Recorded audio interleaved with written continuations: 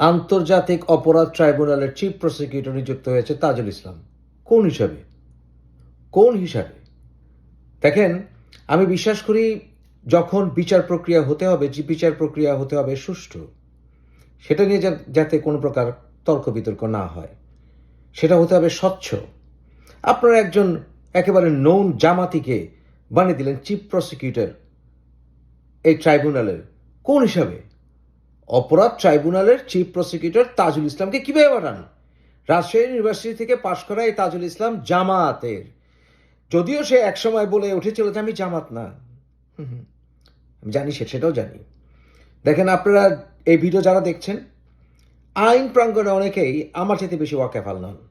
আমি আসাদকে বলছি, attorney general Asad, তুমি বলো, আমার ডিপার্টমেন্টের ছোট ভাই, আমার খুব স্নেহের। আসাদ, তুমি বলো, আমি কি ভুল বলছি?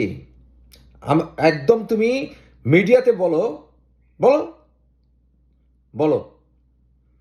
তোমাকে আমি আমার সারা জীবন স্নেহ দিয়েছি, সত্য কথা বলার সাহস তোমার আছে, আমি বিশ্বাস করি। তুমি বলবে যে আমি যে কথা বলেছি সেটা ভুল।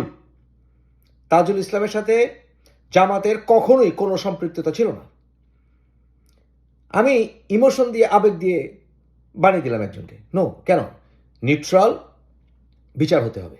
নিউট্রাল বিচার যদি না হয়, এই বিচার প্রক্রিয়া প্রহসনমূলক হতে পারে, এই বিচার প্রক্রিয়া প্রশ্নবিদ্ধ হবেই। আমি এখনই তো প্রশ্ন করছি, কখনো তাজুল ইসলামকে চিফ প্রসিকিউটর বানিয়ে সত্যতা বের করা যাবে না।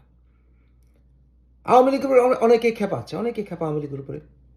আওয়ামী লীগ যে অন্যায় করেছে তার বিচার হতে হবে, অ্যাবসলিউটলি হতেই হবে।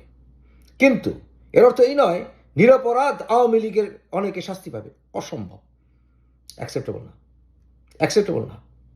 তাই এই প্রক্রিয়াকে সুষ্ঠু করতে হলে এখনই তাজুল ইসলামকে বাদ দিতে হবে। আপনারা সবাই আওয়াজ তুলুন, তাজুল ইসলামকে বাদ দিতেই হবে, অবশ্যই বাদ দিতে হবে।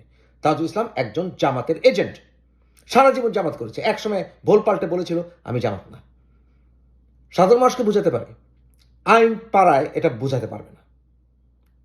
তাজুলকে রিমুভ না করে কখনোই এই ট্রাইব্যুনাল স্বচ্ছ হবে না, এবং কোনোভাবেই ভারতের কাছ থেকে আশা করা যাবে না শেখ হাসিনাকে চাওয়ার ক্ষেত্রে। নো, চিফ প্রসিকিউটর তো জামাতের, ইম্পসিবল।